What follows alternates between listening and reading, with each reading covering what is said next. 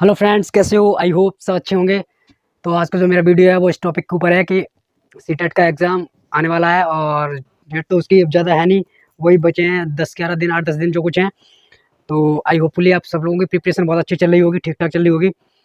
तो बस मेरा जो ये वीडियो है वो इसके ऊपर है कि कुछ मैं टैग वर्ड्स कीवर्ड्स लेके आया हूँ, जो अगर सेंटेंस में अगर पॉजिटिव हैं तो वो पॉजिटिव अगर होंगे तो वो किस तरीके के पॉजिटिव टैग वर्ड होंगे, अगर पॉजिटिव सेंटेंस में। अगर नेगेटिव है तो वो किस तरीके से सेंटेंस टैग वर्ड्स उसमें होंगे। तो वो आपको अगर देख के पता पड़ जाएगा कि ये जो पूरा क्वेश्चन है वो नेगेटिव है। अगर पॉजिटिव है तो वो आपको देख के पड़ जाएगा कौन सा पॉजिटिव है। तो इस टॉपिक के बारे में कुछ कीवर्ड लेके आया हूँ, वो मैं आपको बताने वाला हूँ। तो इस तरफ के जितने भी वो पॉजिटिव हैं और इस तरफ के जितने भी वो नेगेटिव हैं। तो जैसा कि मान लीजिए अगर कोई भी क्वेश्चन है, अगर उसमें अगर आपको नज़र आता है विभिन्नता, तो आप समझ लीजिए कि वो पॉजिटिव है। क्योंकि कोई भी अगर हम बच्चों को कुछ भी सिखा सकते हैं, अगर बच्चे विभिन्न प्रकार से गतिविधियों करके सीखेंगे, अगर विभिन्नता कहीं भी नज़र आ रहा है तो वो पॉजिटिव होगा। वैसे ही सक्रिय, स्कूल में अगर बच्चे सीख रहे हैं कुछ, तो वो एक सक्रिय होकर सीखे, खेल कूद बातचीत के माध्यम से, कुछ भी किसी प्रकार से, यानी कि वो किसी न किसी चीज़ में एक्टिव रहना चाहिए। तो ये समझ लीजिए कि बच्चे वो क्वेश्चन पॉजिटिव है। अगर ये कीवर्ड आपको वहाँ नज़र आ रहा है सर्वांगीण विकास, ऐसा नहीं है कि बच्चे का सर्वांगीण विकास नहीं होना चाहिए। बच्चे का हर फील्ड में सर्वांगीण विकास हो, चाहे वो सोशल वो हो या फिर फिजिकल डेवलपमेंट, सोशल डेवलपमेंट हो या फिजिकल, दोनों डेवलपमेंट होनी चाहिए। तब माना जाएगा कि बच्चे का एकदम पूरा विकास, सर्वांगीण विकास हो रहा है। ये नहीं कि किसी एक पक्ष का विकास हो रहा है, यानी कि शारीरिक विकास हो रहा है और मानसिक विकास हो नहीं रहा है, तो ये भी नहीं चलेगा। बच्चे का मानसिक विकास, शारीरिक विकास, सब कुछ सब होना चाहिए। और ये सब जितने भी पॉजिटिव हैं टैग वर्ड्स, और सहभागी, बच्चों में एक दूसरे के साथ बच्चे आपस में बातचीत, सहभागी, एक ग्रुप में साथ में सीखें, ग्रुप में साथ में खेलें, कुछ भी करें। अगर बच्चे एक दूसरे से अगर सहयोग के माध्यम से एक दूसरे के साथ में खाना खा रहे हैं तो वहाँ भी कुछ ना कुछ सीख रहे हैं। और बच्चे आपस में जब खाना लेके आते हैं तो 4 लोग देखते हैं एक दूसरे का कौन क्या लेके आया, तो उससे भी एक चीज़, एक कल्चर, एक वो चीज़ पता पड़ती है। तो इससे भी बच्चे कुछ ना कुछ सीखते हैं, तो सहयोग की भावना भी होनी चाहिए। क्रियाशीलता, ये है क्रियाशीलता, बच्चों के अंदर क्रियाशीलता होनी चाहिए, जिसकी खेल के माध्यम से किसी भी प्रकार से, मतलब एक्टिव बच्चा रहना चाहिए। ये नहीं कि बच्चा निष्क्रिय हो गया है और उसका पढ़ाई लिखाई में कुछ मन नहीं लग रहा है, या बच्चा सुस्त है, तो उससे उस चीज़ का, समस्या का कारण पूछिए, क्या दिक्कत है, किस वजह से है। अगर बच्चा जितना क्रियाशीलता होगा उतना ही अच्छे ढंग से वो सीखेगा और वो चीज़ को ऑब्जर्व अच्छे से करेगा।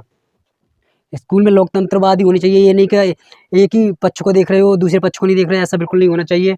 वास्तविक जीवन से जोड़ना चाहिए। बच्चों को कोई भी चीज़ सिखाओ, वो वास्तविक रियलिटी जीवन से जोड़ के सिखानी चाहिए। कोई भी ईवीएस में ख़ासकर, ये बस जो मतलब हम प्रैक्टिकल करके बच्चों को कहीं भी ले जाते हैं, पौधा लगा रहे हैं बच्चे, किस तरीके से वास्तविक जीवन से अगर जोड़ोगे तो बच्चे उस तरीके से व्यवहार करेंगे। 4 लोगों को साथ में आपस में बैठा के उनको कुछ सिखाओगे तो वो एक रियलिटी तरीके से सीखेंगे। ये नहीं कि उन्हें सिर्फ़ किताबों का ज्ञान दे दिया, उन्हें जीवन के बारे में कुछ पता ही नहीं है, तो उनका जो डेवलपमेंट होता है ना, वो एक सीमित हो जाएगा। अगर वास्तविक जीवन से जोड़ के अगर उन बच्चों को सिखाओगे तो जो मान लो उनका जो डेवलपमेंट है वो विकसित, काफ़ी विकसित होगा। और अगर वहीं बात करें ये सर्वांगीण विकास से 2 बार लिख गया यहाँ पे, समावेशी शिक्षा होनी चाहिए। ये नहीं कि बच्चे का समावेशी शिक्षा ही नहीं हो रहा है और आप पॉजिटिव, अगर कहीं भी क्वेश्चन में ज़रा समावेशी शिक्षा, तो मान लीजिए वो कहीं न कहीं पॉजिटिव है। और अगर हम बात करें यहाँ प्रोत्साहन, बच्चों को प्रोत्साहन देना चाहिए। हतोत्साहित बिल्कुल नहीं करना चाहिए किसी प्रकार से, जितना हो सके बच्चों को प्रोत्साहन देना चाहिए अच्छे से। और पुस्तक केंद्रित, हाँ, ये सॉरी, ये जो जो हो गया नेगेटिव है, जो टैग वर्ड, जो नेगेटिव है इसको काट देंगे। पुस्तक केंद्रित नहीं होना चाहिए, बाल केंद्रित होना चाहिए। हाँ, ये अच्छा अपोजिट हो गया, नेगेटिव हो गया। ये जो है पॉजिटिव है, ये ठीक है, पॉजिटिव में आएगा। और ये जो है नेगेटिव हो गया। खेल के माध्यम से सिखाना, बच्चों को खेल के माध्यम से सिखाओ। अगर बच्चे खेल के माध्यम से सीखेंगे, उनमें एक दूसरे के प्रति भाव, उनके मतलब ये सीखने, अगर किसी बच्चे को लग रही है चोट, तो वो आपस में देखेंगे तो उस चीज़ को महसूस करेंगे।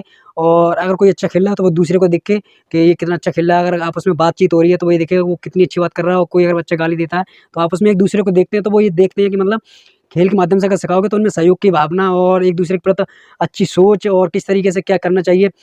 और खेल के माध्यम से बच्चे का फिजिकल डेवलपमेंट होता तो होता है, और मेंटल भी डेवलपमेंट बहुत अच्छे से होता है, ठीक ठाक ढंग से होता है। तो खेल के माध्यम से बच्चों को सिखाना चाहिए। और ये नेगेटिव टैग वर्ड्स हैं, कीवर्ड्स हैं, अगर ये आपको क्वेश्चन कहीं दिख जाए तो समझ लीजिए 100% वो क्वेश्चन गलत है। समझ लीजिए जैसे कि भेदभाव, बच्चों में भेदभाव बिल्कुल नहीं होना चाहिए। बच्चों को दंड तो बिल्कुल देनी ही नहीं चाहिए किसी भी तरीके से, ये तो बिल्कुल मना है।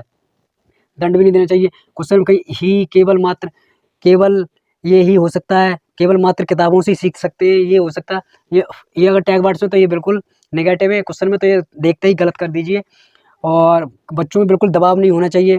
और खाली पन्ना, कुछ लोग कहते हैं बच्चे खाली पन्ना या खाली स्लेट की तरह होते हैं, तो ऐसा कुछ नहीं होता। जब वो अपने घर से आते हैं तो बहुत कुछ समाज से सीख कर आते हैं। जब छोटे होते हैं माँ बाप से सबसे पहले टीचर उनकी माँ होती है, बहुत कुछ सीख के आते हैं। ऐसा नहीं, बिल्कुल खाली नहीं होते हैं। लैंगिक असमानता, ये नहीं कि लैंगिक असमानता नहीं होनी चाहिए।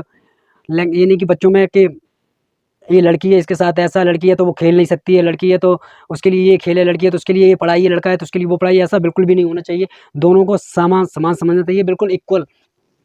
बच्चों में अलगाव की भावना का विकास बिल्कुल नहीं होना चाहिए। अगर ये कहीं दिख जाए तो मान लो ऑप्शन गलत है, तुरंत ही हतोत्साहित बिल्कुल नहीं करना चाहिए। अगर बच्चे ने कुछ भी किया गलत सलत, जैसा भी आपने उससे कुछ लिखने को दिया और बच्चे ने कुछ भी किया, तो इसका मतलब ये नहीं कि बच्चा गलत है ये वो, उसे हतोत्साहित करो। फिर भी उसे प्रोत्साहन दो कि ठीक है जैसा लिखा अच्छा लिखा, क्योंकि बच्चे जब स्टार्टिंग में आते हैं तो वो छोटे होते हैं, वो कुछ भी लिखते हैं तो वो भी बिल्कुल धीरे धीरे करके जब वो कलम पकड़ना सीखते हैं तो धीरे धीरे सीखते हैं, यानी कि एकदम कुछ भी सीख जाए। तो इसका मतलब ये नहीं कि उन्हें डांट देना चाहिए, उन्हें प्रोत्साहन करना चाहिए। अगर ये वाले कीवर्ड्स आपको क्वेश्चन में कहीं दिख जाते हैं इस तरफ वाले नेगेटिव, तो वो क्वेश्चन बिल्कुल गलत है। और अगर इस तरफ के दिख जाते हैं तो मान लीजिए वो प्रश्न बिल्कुल, वो आंसर बिल्कुल सही होगा। अगर ये वाले कहीं भी टैग वर्ड्स दिख सकते हैं, एक बार आप चाहो तो इसका स्क्रीनशॉट ले लीजिए। और अगर बात करें कीवर्ड्स की, तो कीवर्ड्स इतने मायने नहीं रखते हैं। आपकी सबसे समझ पे है, आपकी थिंकिंग पे है कि आप कितना अच्छे सोच सकते हो प्रश्न पढ़ने के बाद में, किस तरीके से प्रश्न क्या कहना चाहता है। अगर आप वो चीज़ समझ गए हो, अगर आपने प्रीवियस ईयर पेपर लगाए होंगे तो मोस्टली करके आपको ये चीज़ देखने को मिलती है। इसमें कुछ नया नहीं है कि कीवर्ड्स ये वो, बस ये होता है कि शॉर्ट टर्म में अगर हमें लगता है कि ये चीज़ ऐसी कुछ मिल जाए तो हम उसे अच्छे से पढ़ लें, तो शायद है कि जल्दी जल्दी क्वेश्चन ठीक हो जाएगा, तो हाँ हो जाता है। लेकिन अगर आपने जितने अच्छे से पढ़ाई पढ़ी होगी, बहुत अच्छे से अगर आपने प्रीवियस ईयर पेपर लगाए होंगे, तो इनकी तो कोई ज़रूरत भी नहीं है आपको कि ये कीवर्ड्स वगैरह ये क्या होता है क्या नहीं होता। आप खुद कीवर्ड्स बना दोगे पढ़ते ही क्वेश्चन को, तो इसमें ये कोई दिक्कत नहीं है। बस आप ये होना चाहिए कि आप पेपर में बैठते हो तो किस तरीके से पेपर का आप देख रहे हो, किस तरीके से क्वेश्चन को पढ़ने के बाद उसको तोड़ मरोड़ रहे हो, किस अंदर क्या चल रहा है आपके, उस तरीके से बेस पे क्वेश्चन सही हो जाता है। तो मेरा ये वीडियो बनाने का मकसद यही था, आपकी प्रिपरेशन अच्छी चल रही होगी और जितना हो सके आप जितना रिवीजन पे ध्यान दीजिए। जो आई होपफुली सब लोगों का एग्ज़ाम जो अभी जो जुलाई अगस्त में एग्ज़ाम हुआ था, उसमें जो परसेंटेज मार्क था वो तो बहुत ही मिनिमम था। मान लीजिए पीआरटी का साथ 23% 24% था, और वहीं अगर जूनियर की बात करें तो लगभग 8% था। तो एक मतलब सब ये चाहते हैं कि हमें हर चीज़ शॉर्ट मिले, शॉर्ट टर्म में मिले, बट ऐसा कुछ होता नहीं है। अगर आपने अच्छे से पढ़ाई की है तो आप 100% पास हो गए, कोई दिक्कत नहीं है। 150 में तो 82 नंबर ले आना कोई बड़ी बात नहीं है, अगर आपने अच्छे से पढ़ाई की हो, और आप ला भी सकते हो। बस आपका ये है कि आपका फोकस कितना अच्छा है, कितने अच्छे से आपने प्रिपरेशन की है, आपका जो पेपर के सामने बैठे हो आप सोच किस तरीके से रहे। ये नहीं कि 4 चीज़ सोच रहे हो। अगर आप अच्छे से सोच रहे हो तो क्वेश्चन अच्छे से आप कर सकते हो। वीडियो बनाने का मेरा यही मकसद था। थैंक यू सो मच, और अपनी प्रिपरेशन करती रहिए। God bless you.